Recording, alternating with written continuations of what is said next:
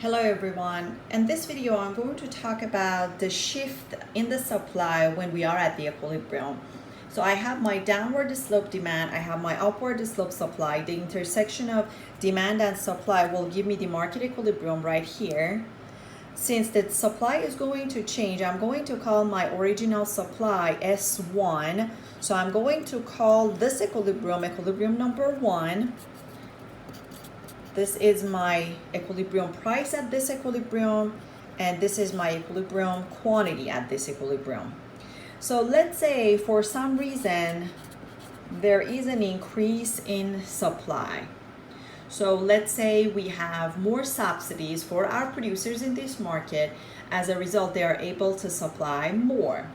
So let's see how we are going to shift our supply to the right, because we know that every time that there is an increase in supply or demand, there would be a rightward shift in supply and demand.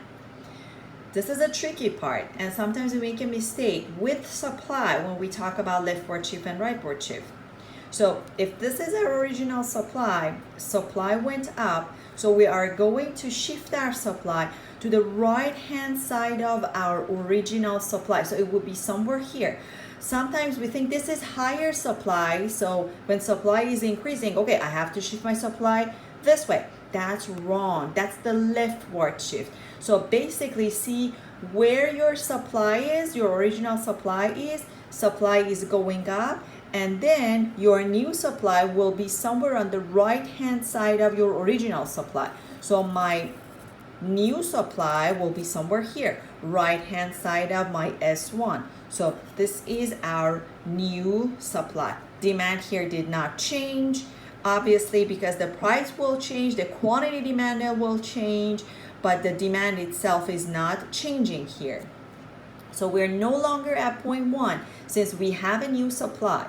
The new equilibrium will be right here at the intersection of our new supply and our original demand. So point 2 is our new equilibrium. Look, at the new equilibrium, price went down, which kind of makes sense because we have more supply, so we have more of this product in the market, so the price will drop because we will end up with a surplus of whatever product in this market we have, and we will have more quantities, again, obviously, because supply is higher than before, right? So whenever the supply increases, there's no change in demand, we will end up with lower price and higher quantity.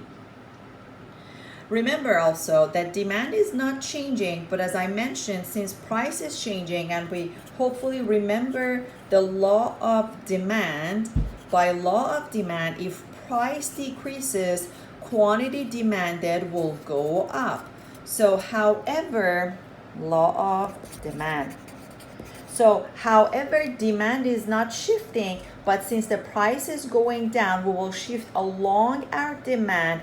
That can also explain why we have more quantity at the new equilibrium, because we are moving from point 1 to point 2. So QD will increase. Now try to do the opposite case where supply is going down. So this time you are going to shift your supply to the left hand side of your original supply. So at your new equilibrium, you have to end up with higher price and a lower quantity because you will have shortage in the market. That explains higher prices, also lower quantities.